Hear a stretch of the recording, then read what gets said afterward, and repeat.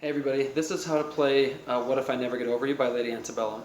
There's only 4 chords you need to use throughout the whole song. They change the order a little bit, but it's going to be super easy. And the strumming is also just like that. So it's just straight down the whole time. That makes sense? So the chords are going to be G, and I'm playing G a little bit different than some people do. Some people play it like this. I'm playing it to where I put my ring finger on the 3rd fret on the E string, my middle finger on the 2nd fret on the A string, and then my pinky is going down on the 3rd fret on the little E string. So just like that. I think it's easier to transition in this song, but you can do it however you want. If you want to play it the other way, you're more than welcome to. So it goes G, A minor, and then F, C. Now the way that F is hard for a lot of people because it's a bar chord, and I totally get that. So the way that we're going to do it is we're going to do just like a power chord. So if you're not familiar with that, I use these 2 fingers, so my ring finger and my pinky, and then my pointer finger. So your pointer finger is going to go on the 1st fret, okay, on the E string. Then your ring finger is going to go on the 3rd fret on the A string, and then your pinky is going to go on the 3rd fret on the D string. So it's just going to be like that. Okay, but you don't need to play all of them, you just need to play the top part for it, alright? So that's an easy way to play F right there. Alright, and then after that it's C. Okay, so it's G, A minor, F, C. Okay, and so you just run through that a few times. So you run through it twice before the lyrics start, and then you start the verse. So it just goes like this. And I think it sounds best if you palm mute it, and you just go straight down. Palm muting is when you put this part of your hand, like the butt of your hand, down on the bottom of the strings, like as low as you can, so that it sounds like that. If you do it higher, it won't make the sound right. So put them as low as you can. I always put them like right against that bar. Okay, so it goes through like this is the strumming pattern. You can actually hear it, like the lyrics in it, right?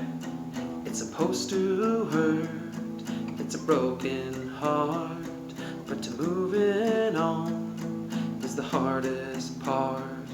It comes in waves, the letting go, but the memory fades, everybody knows. So on that part, you don't play C after that. So you play it through once, and then you just end on F. So normally you would, like in the beginning of the verse, you'll go to C after. You don't do that here because you're going to start the chorus with C. So it's everybody knows, okay? So then the chorus is very similar, but it's slightly different. So the chorus starts with C, right? So it's C, and then you're going to go to G. I think that transition is easier. That's why I don't do G like that. I'll just do it like this. So you go C, G, A minor, and then F, and then back to C. Okay, so F and C are like pretty much always right next to each other in the song. So the way that will go is, in this part you don't palm mute the chorus, you just do the verses, the first 2, not the bridge. So you will just go, what if I'm trying, but then I close my eyes and then I'm right back, lost in that last goodbye. What if time doesn't do what it's supposed to do? What if I never get over you? And then you're going to go back to G, A minor, F, C, G, A minor, F, C. Okay, so that's how you play the chorus, the first 2 verses and the chorus. The bridge is almost exactly the same. So the bridge, you're going to play it just like you're playing through one of the verses. Okay, it's going to be a little bit different strumming, but it's actually just a little bit louder. Okay, you'll have to listen to the lyrics because they get like they sing it a little bit different timing and stuff. But so basically it goes G, like so it's going to be louder. G, A minor. But it's going to be slower than that. G,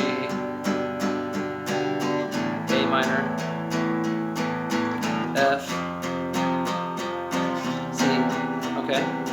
second time, you go G, and then you just do F after that. And then you go into the chorus again.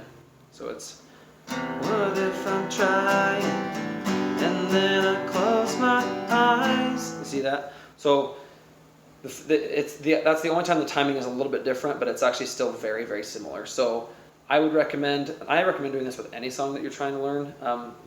Once you learn the chords and stuff like I just taught you, try playing it with the music playing at the same time so that you can make sure that you're on the same beat and that you've got the strumming pattern right and stuff like that. So that's the song. If you like it, if you like the lesson, please subscribe so you can get updates when I come out with new videos. I'm trying to come out with them pretty frequently. So, also, yeah, leave a comment if there's any songs that you would really like for me to teach next, or if you have any questions or anything. But thanks, guys. It's been real.